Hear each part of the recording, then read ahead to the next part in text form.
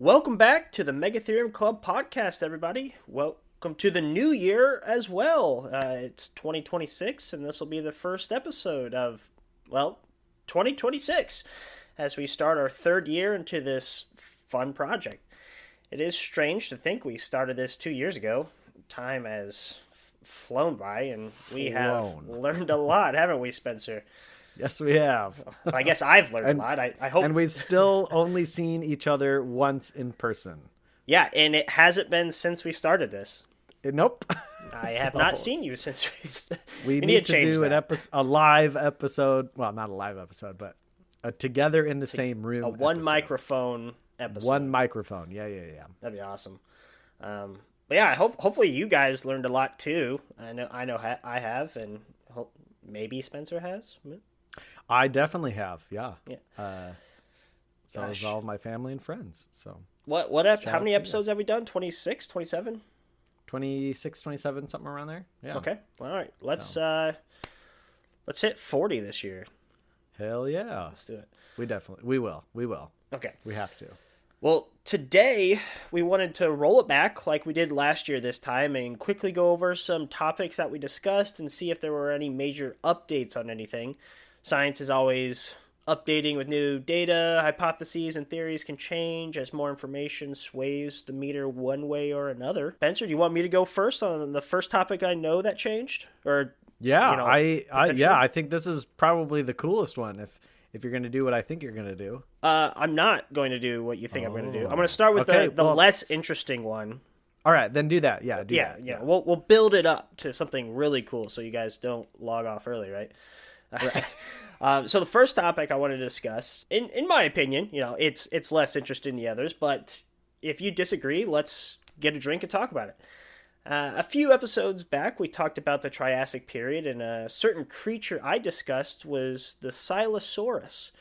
And if you remember, the Triassic period was just the beginning for dinosaurs, and Silosaurus fell under the same clade as dinosaurs known as Dinosauriforms, but it was a sister taxon to Dinosauria, or in a sister taxon to Dinosauria known as Silosauridae.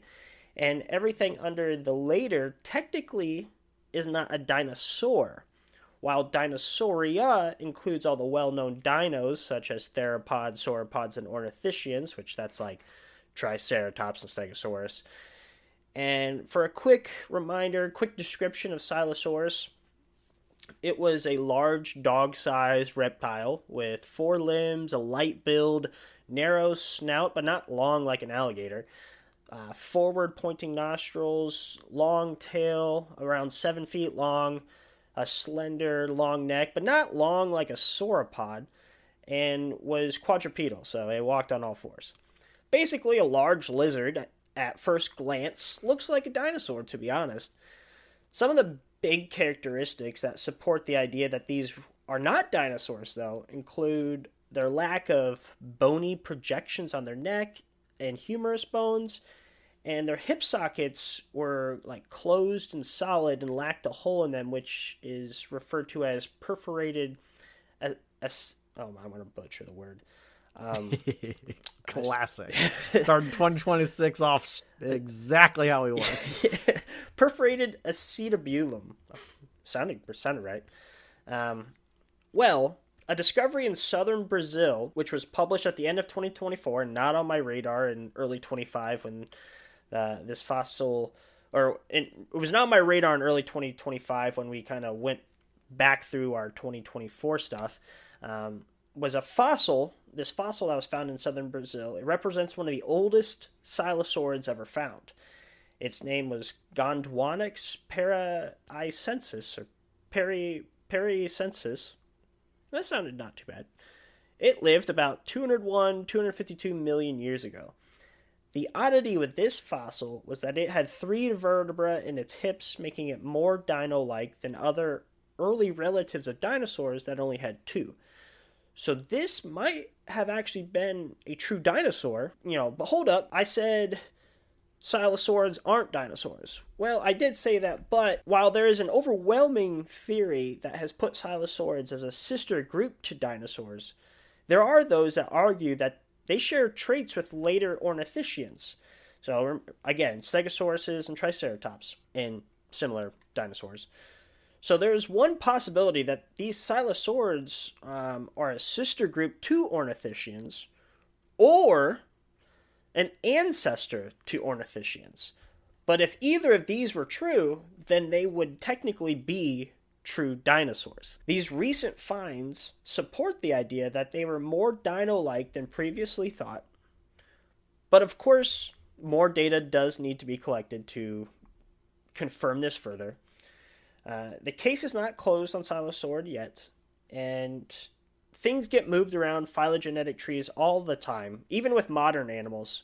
So to think trees are unchangeable or permanent for prehistoric creatures is kind of crazy. I mean, even since we've been growing up, we've watched phylogenetic trees of insects change like crazy. A lot. Yeah, so, crazy. And there's still groups of insects that don't have their place, really. Yeah. So, I still remember when cockroaches, mantids, and walking stick insects were all under the same order of Dictyoptera. Yep. And now close enough. None of them are in the same order now. Cockroaches and termites are related. It's like it's all changed. But so yeah, it's just a little teaser of what we've found so far. But silosaurids, I was big. We were talking that they weren't dinosaurs, but maybe they were. There's still some evidence out there that supports they were more dinosaur-like than we thought. I mean, looking at them, they look like what you would think an early dinosaur would look like. Maybe basal, but they look like dinosaurs. And I guess that's where the dinosaur form comes in. But, maybe we'll find out in 2027, 2026 that scientists are confident that they're actually dinosaurs now. We'll find out. Yeah. And in my update might have... no, I was going to try to tie in one of my updates to that, but we'll get there. It's not going to work, but okay. One of the quotes that I read in one of the articles I read about it kind of indicated at something like that. But but it wasn't. You'll see. I'll talk about it. Okay, yeah. So what did you find then? Let's go right into yours. Oh, well, all right. So, I don't want to talk about that one first. So I'll just do, I guess I'll just do both of mine because one of mine's really short, and then I'll kind of I'll just start with my next one, and then you can finish off with arguably the coolest update, I think. Okay. But in our very last episode. Oh, wow. This quick. On Christmas Island, this actually ties into kind of some of our last couple of episodes, really. So we talked recently about Christmas Island and some of the animals that are endemic to that island. It's, it's in the, I guess, the Indian Ocean, North Indian Ocean, controlled by Australia, yada, yada. But it's an island, so you get lots of really cool and unique species that evolved there and are just found on those islands. But... starting off with a little bit of a downer. So every year, the International Union for Conservation of Nature, or the IUCN, which is the international governing body for protected species, comes out with their list for the year of this is what we have declared extinct in this year. Well, unfortunately, one of those was the Christmas Island shrew, Crocidura tricura. Oh no! Was officially declared extinct in 2025. I don't remember talking about that in that episode. No. I think I briefly came across it. Yeah, but no. Yeah. Either way, so essentially, it's a shrew, so it's rodent-like, but it's not actually a rodent. They're small mammals, predatory mammals. Venomous, right? And what's that? Aren't they the venomous ones? Well, some shrews are. Not all shrews are venomous, but yes. Shrews along with platypus, are the only venomous mammals. But there are a number of venomous shrews. I don't know if the Christmas Island shrew is venomous. Gotcha. So I didn't look into them that much. But there's not a whole lot known about them because essentially in the 20th century, there were 4 confirmed records of this tiny mammal, 2 in 1958 and then 1 in 1984. And the last one was seen in 1985, which might beg the question of, okay, well, 1985 was 40 years ago. So why did they all of a sudden get the distinction of extinct by the IUCN just now? Well, it takes a lot of data to declare something officially extinct, because once you declare something extinct, then it's basically impossible to get money thrown at it to go out and survey for it and look for it, because it's gone. So why would you even bother to do it? But it also, a lot of people don't realize that the science community does tend to move a little bit slow just in general. And that's because they want to do things correctly. So they wanted to really make sure that this thing was actually gone. And it took that many years of continual surveys. It wasn't like they were only surveying for this thing, but they would do general surveys of different species around the island every year. And eventually they just have to call it. In 2025, they called it and they said, yep, this thing, we haven't seen it in 40 years. It may be small, but there's no way that it could have gotten past our detection at this point. Researchers are pretty confident that the introduction of the black rat, which is Rattus, what is it? Rattus is, I believe, the scientific name for the black rat, which is so fun. I'm like honestly shocked it's not like Rattus like nigros or something like that. You'd think, nope, it's just Rattus.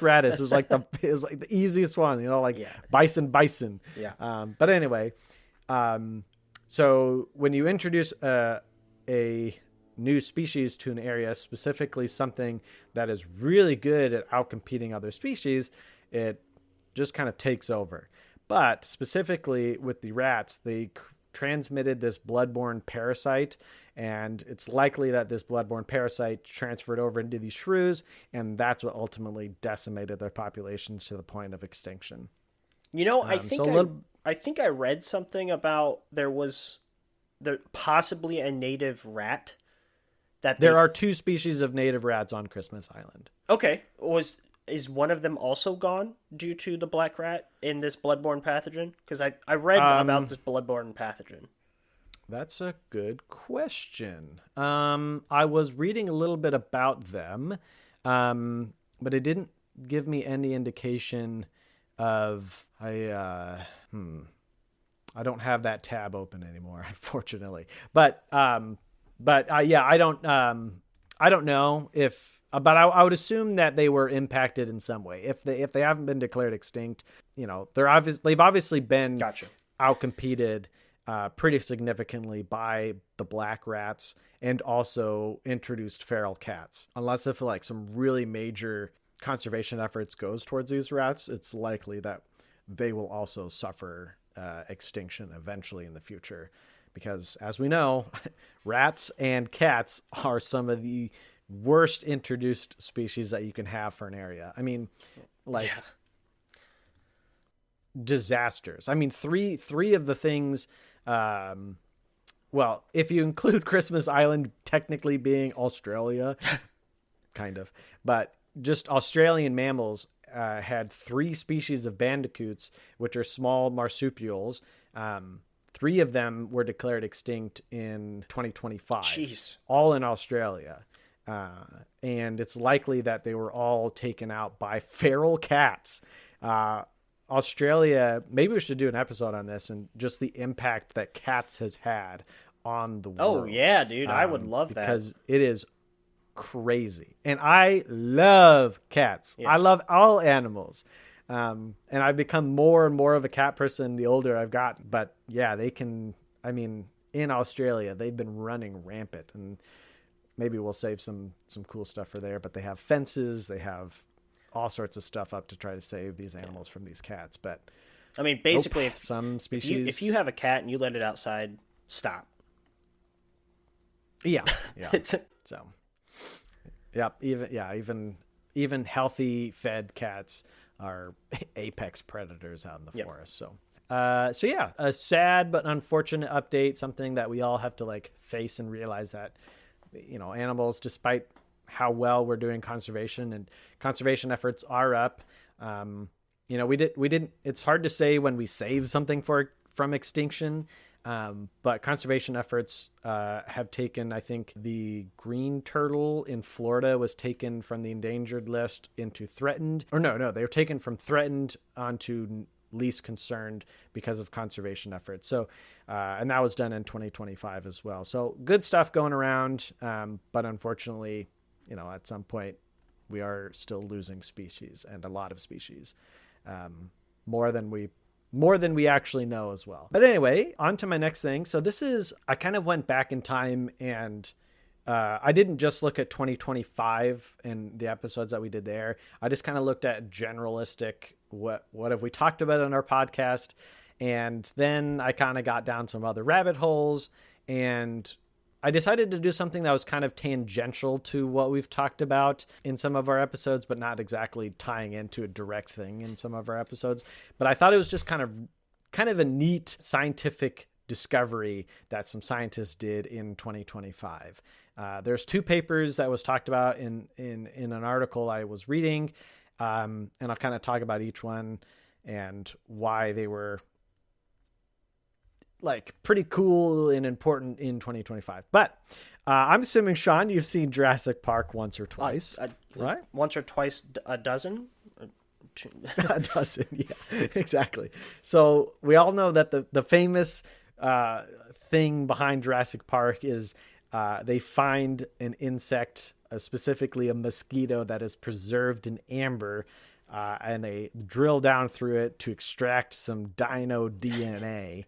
And then they use that DNA and they like put it together with like living organisms to create modern day dinosaurs. So they're not like true dinosaurs, but they're just, lab made dinosaurs that basically are dinosaurs. Either way.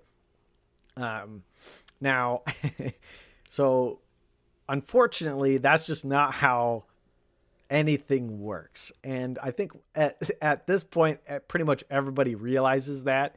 But a paper, these researchers in Canada did something that was pretty gosh darn cool. And I'm not saying that they brought back any species from extinction. There was a paper that was talking about how some people created some dire wolves. It's like, okay, I don't know. And there's talk about bringing back the woolly mammoth. I was like, okay, I don't know about that. Yeah.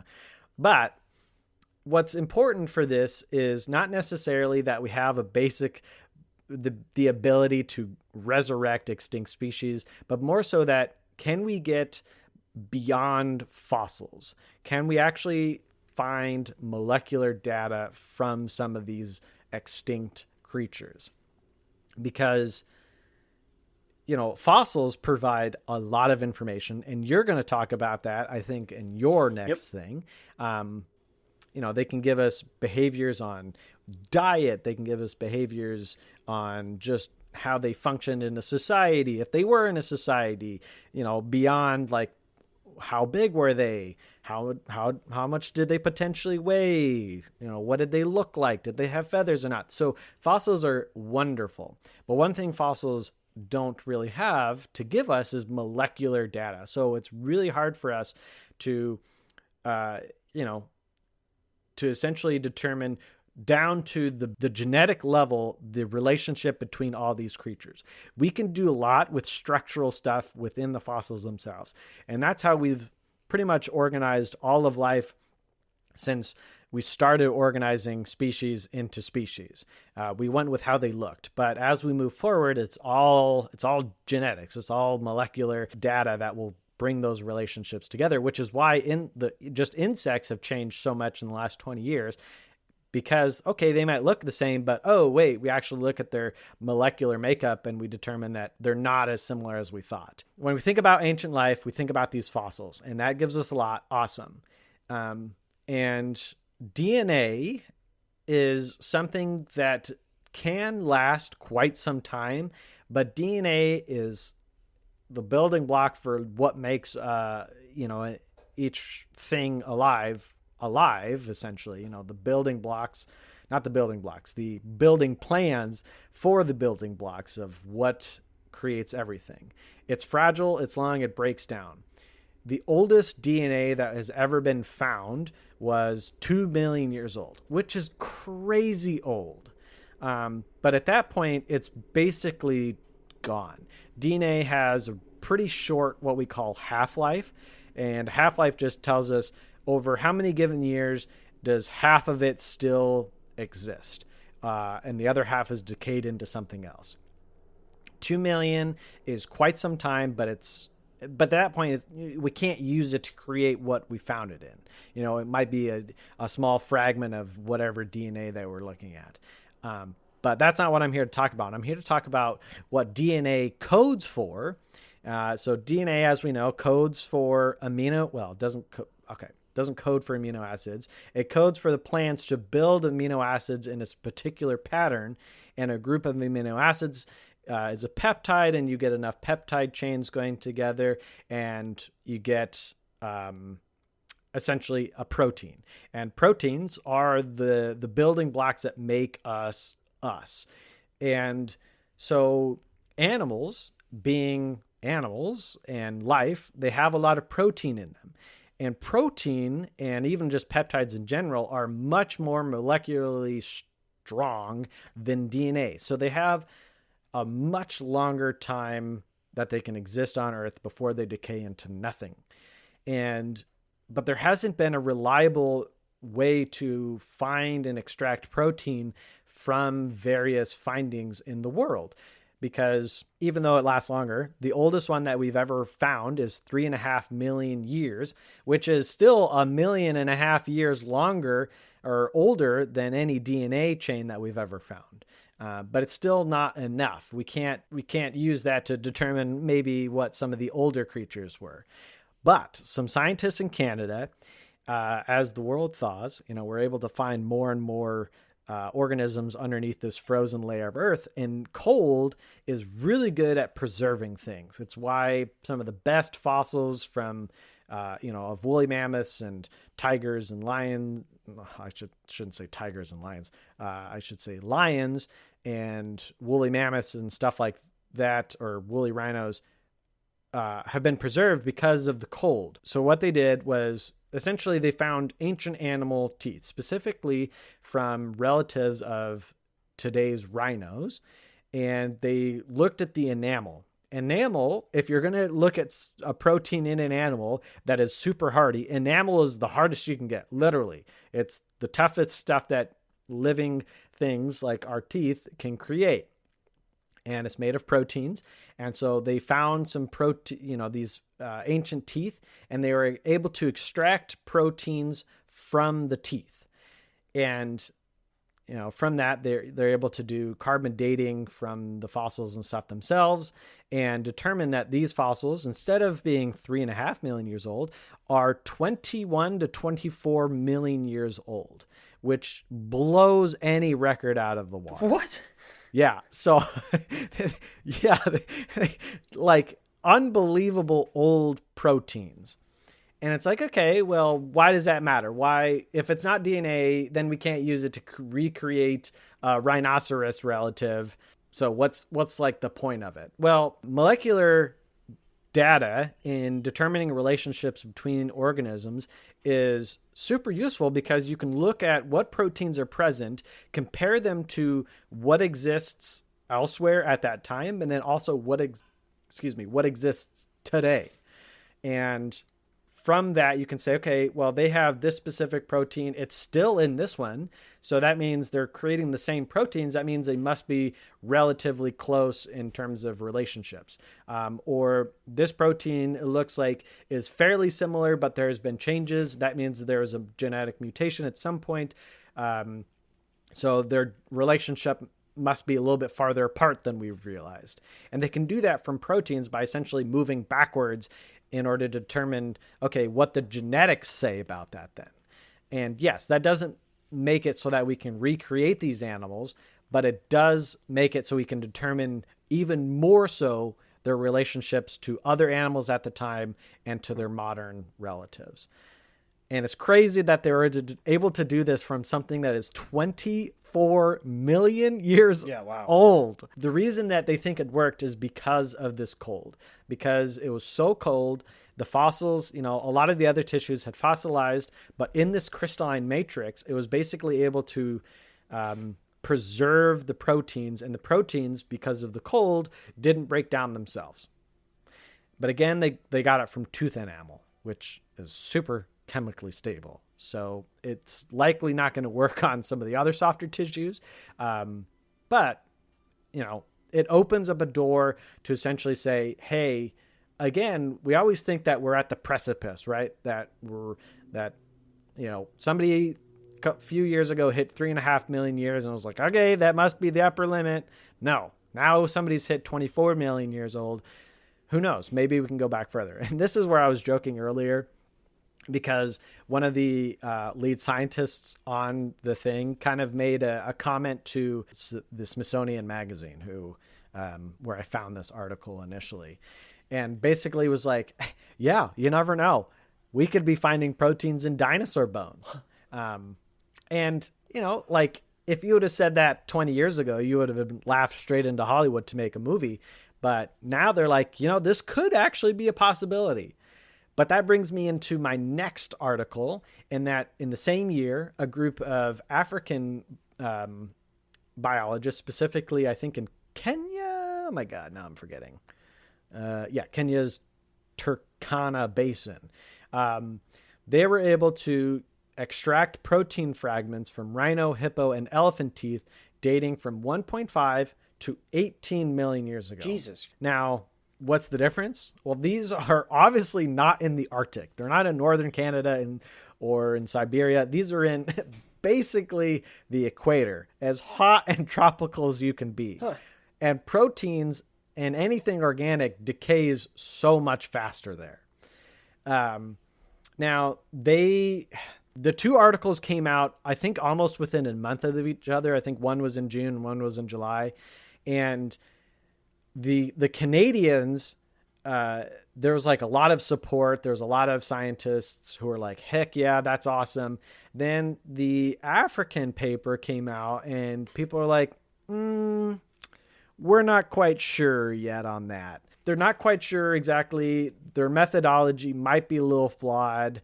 And even in the article that they wrote, their paper that they wrote, they mentioned that there is a high error margin. I mean, that's why it says 1.5 to 18 million. That's a huge gap, right? And so there's some debate about how realistic that is. And people are like, no, it has to be in a cold environment. Hot tropical is just not going to work.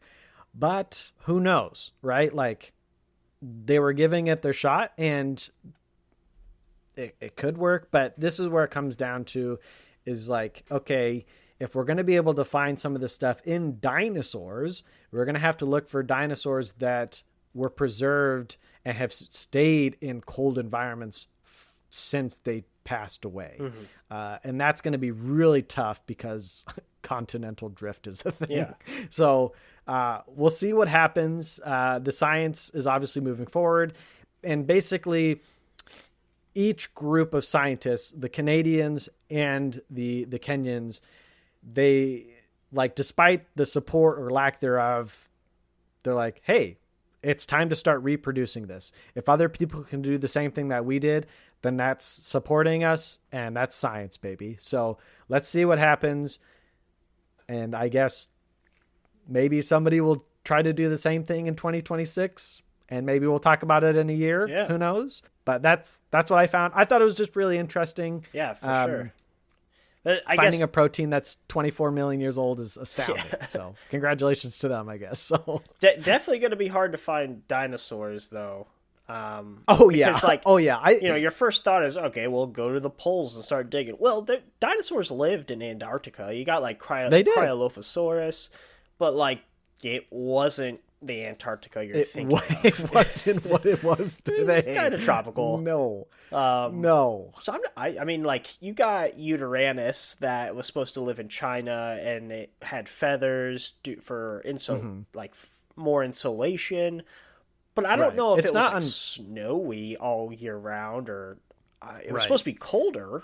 I get that, right? But it's not like these things were in an ice age, like rhinos and mammoths that were living, in an ice age and stayed basically in a zone that never warmed up from the ice age. Yeah, and getting buried by ice. But I mean, the science is there, right? Like it's getting better every year. Yep. So. I don't know if one of the authors was just kind of like jokingly said maybe we'll see it in dinosaurs, but 24 million years is a long time. You only go back another 40 million and you've got dinosaurs. So, technically, we could be finding dinosaurs in the Ice Age. Yeah. The avian dinosaurs are still around. She didn't specify time period of dinosaurs. That's true. I mean, we could go out in my backyard and get some really fresh protein. Get some DNA out there. So, in fact, DNA. So, yeah, cool. I guess not impossible. It was fun. That's cool. I had no idea about that. I don't know what the implications of that. That would be cool to see what they could do with it. But that's what I had. I'm looking forward to yours. Yeah. My second topic also is touches on paleontology again. Shocker. Yep. This was I'd say a banger in the paleontology world this year. I have seen so many articles about it, so many clips. Like, I'm sure it's in the mainstream media at this point on social media, or just my social media, because it's the algorithm knows I like it, so I see it a lot. Yeah, might be a little biased, but it's also extra cool for me because it's about a fossil that is about an hour away from my house at the North Carolina Museum of Natural Science in Raleigh. And I've seen it, and I made sure to see it within a month or so of it being, open to visitors at the museum. And I've been waiting for this news ever since. And we had an episode where we talked about fossils locked in time, and I discussed the dueling dinosaurs. And if you want to learn more about the history of that fossil, check out that episode, because it definitely has a cool backstory of like who owned it, where it went, where it sat for a while, and then ended up at the NC Museum, and now it's like on display. So check that out if you want to hear a little bit about the history of it. But essentially, this fossil is a giant block of stone of two dinosaurs that were preserved together. Whether or not they were truly in battle when they were quickly buried and locked in time together or not is hard to say, but we do know that one of the dinosaurs is a Triceratops, or Triceratops horridus to be exact, and the other is a Tyrannosaurid. And if you remember, I was very specific to not call it a T-Rex. That was because no one at the time knew what the species was, and it was going to be huge news regardless of what they decided. Either it was a T-Rex and they had a young, very well-preserved specimen, or it was a different species. There had been an argument for years over the validity of a genus known as Nanotyrannus. Back when I originally discussed the fossil, there was a strong opinion in the paleontology world that Nanotyrannus was not a real genus. It was not a worthy taxon. The idea that these small tyrannosaurs collected were young T-Rexes, and the differences between the tooth shape, the number of teeth, the limb proportions, skull differences were just due to ontogenetically variable features. What does that mean?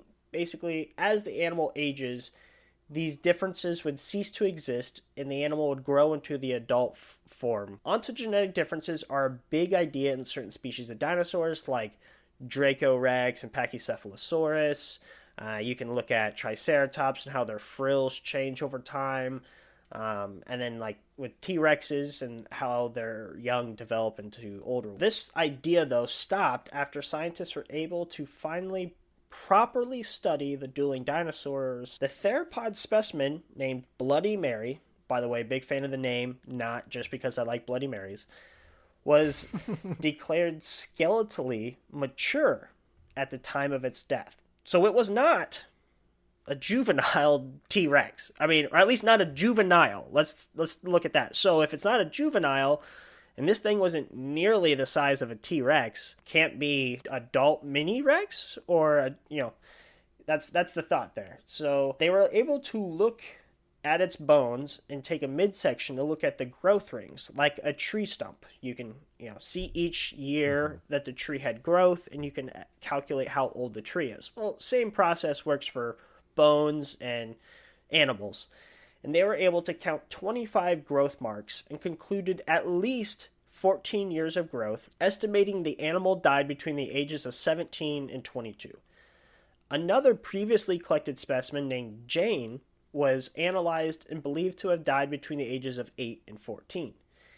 If these individuals would have died, or would have been a young T-Rex, they would have had needed to spend the first 20 years of their life growing slowly, suddenly stopping for an extended period of time, and then start growing again for a lengthy amount of time. So, and by lengthy, I mean at least another 15 to 20 years to reach a full-size T-Rex. I've seen some growth charts now estimating that a T-Rex may not reach a full size until it's about 40 or so. So, you may think, okay, that kind of makes sense. It takes 40 years to reach full size, but the issue here is that these, at least Bloody Mary, stopped growing. It was mature. And so this growth pattern of like start, stop, start again, like, is not a known growth pattern amongst archosaurs. And so due to that, Nanotyrannus is now a truly recognized genus. The difference between Nano and T-Rex that were previously cited as being ontogenetic are now just variations between species. There was also a sinus that was observed in the nanos, but not T-Rex, and there is no example of a sinus or something similar being totally obliterated and reabsorbed in living animals as it grows up. The nanos had some bones in their arm and wrist that were larger than the equivalent in T-Rexes, and shrinkage of limbs doesn't also happen in the animal kingdom as an animal gets older. Right. Yeah. Your bones don't just like get smaller. You might lose some ossification a little bit, but your arm bone doesn't just become a 2/3 of the size it was. And famous paleontologists like Steve Brusatte, who's written some great books, by the way, referred to this paper announcing Nanotyrannus as a legit taxon as an overarching mic drop. But one of the bigger shocks, and still disputed a bit of information that came from this study, is that it not only did it legitimize Nanotyrannus, but it named 2 species under this genus. So that was like almost a bigger surprise than Nanotyrannus becoming a legit genus. The dueling dinosaurs fossil, Bloody Mary, is classified as Nanotyrannus lancensis, but the second specimen I mentioned when they were looking at the age was and still is classified as a juvenile and known as Jane, is being identified as Nanotyrannus lephasis. This is still a debated topic and not as widely accepted as the idea that Nanotyrannus truly exists now, with Steve Brusatte even being one that does not support this idea. He supports the Nanotyrannus being legitimized, but not that Jane is a Nanotyrannus. I think he's still under the category that it's juvenile Tyrannosaur. And right. Nanotyrannus is now like a sister clade, I think, to Nanotyrannus. While there are a number of skeletal differences between Bloody Mary and Jane, enough to say that they aren't the same species, the one big factor that could be why Lindsay Zano and James Napoli, the authors of the 2025 paper, think Jane is also a nanotyrannus is due to the premaxillary teeth lacking serration. This separates them from most other tyrannosauroids. So almost all these other tyrannosauroids have serrated teeth.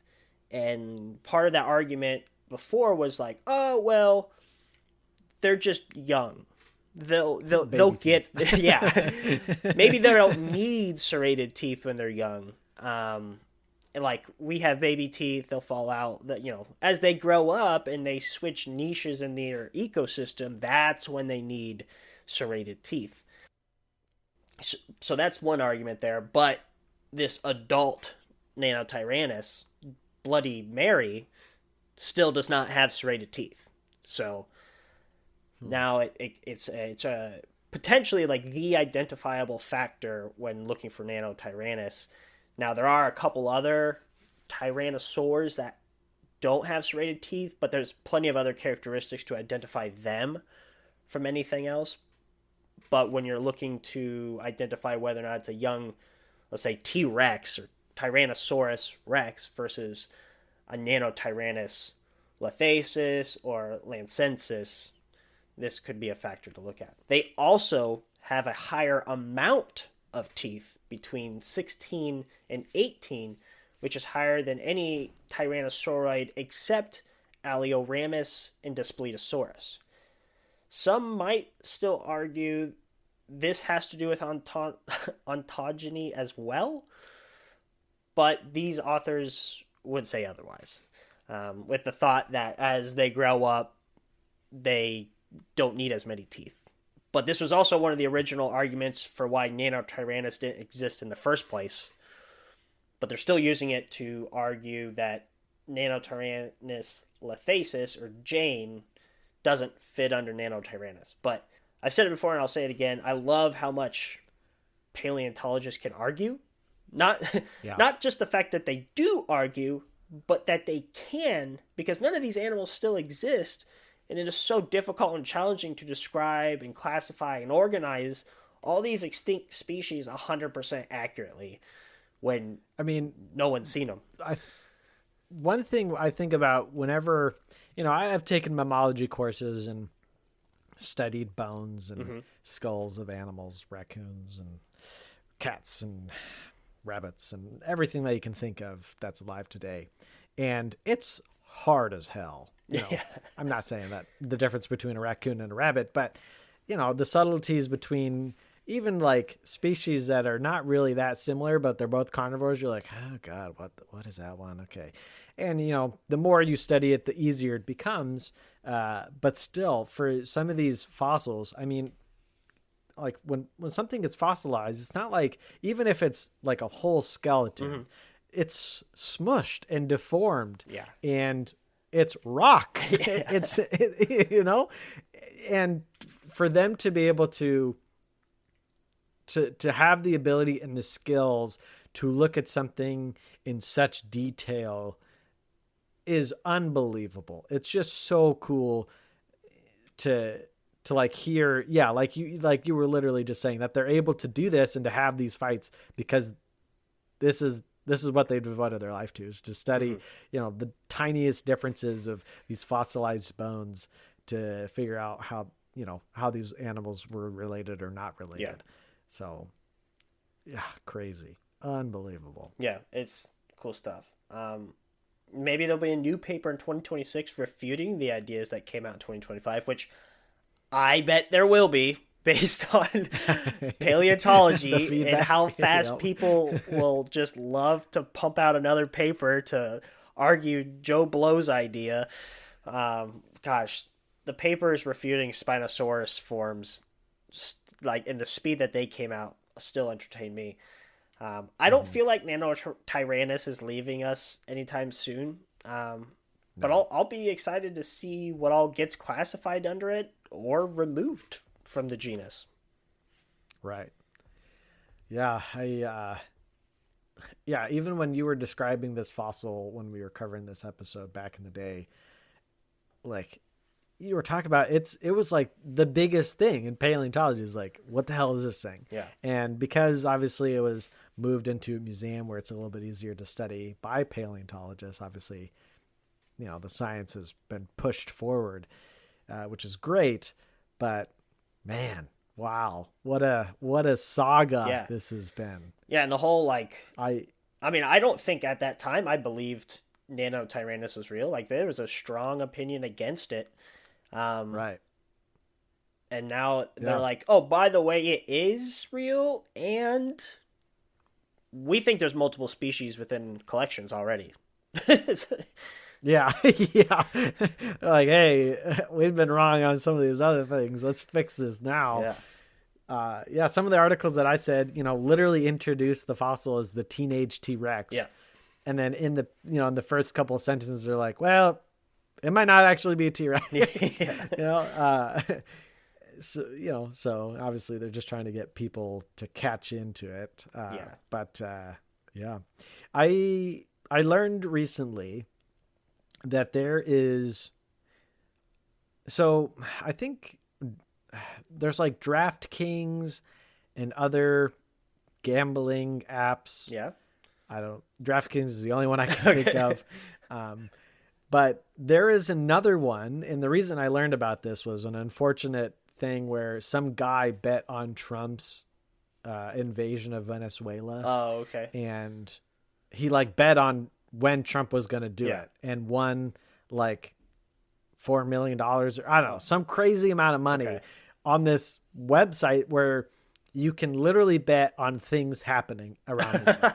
Nice. It's not just for sports. It's not just for, put it all on red type of nonsense, but and I wonder if anybody had money on, this thing coming out as a new species because some paleontologists had some behind the scenes bets. For sure. And I don't know, what is how does that work? What's the over under? Yeah, exactly? So, we'll see. Maybe I'll put some money on somebody for yeah, make a little money in 20. It's the over under that a paper refuting Nanotyrannus faces comes out or something. Yeah. Yeah. As long as I'm not the one writing it, there's no conflict of interest, right? So. Now, I think they did get some skin impressions from this thing. That's pretty cool. Ooh, I love skin really impressions on dinosaurs. Feather impressions. Love it. What do you think the chances are we get a paper about Tyrannosaurus Rex having or not having feathers this year? This year? Yeah. Or I guess first, what do you think? Do you think they had feathers? That's a really good question. I love the idea that, and I don't remember what it's called when people take modern day skulls of known animals and they recreate them as if early paleontologists were drawing them, and they essentially put no muscle, no fat tissue on them, so they're just skin over bone, which is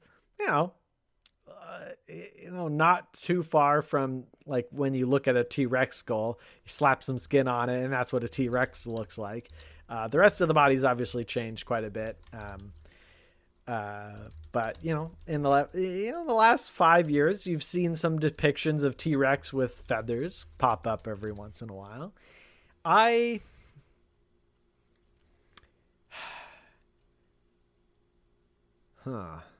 Did T-Rex have feathers? What do I think? I think part of me thinks likely not.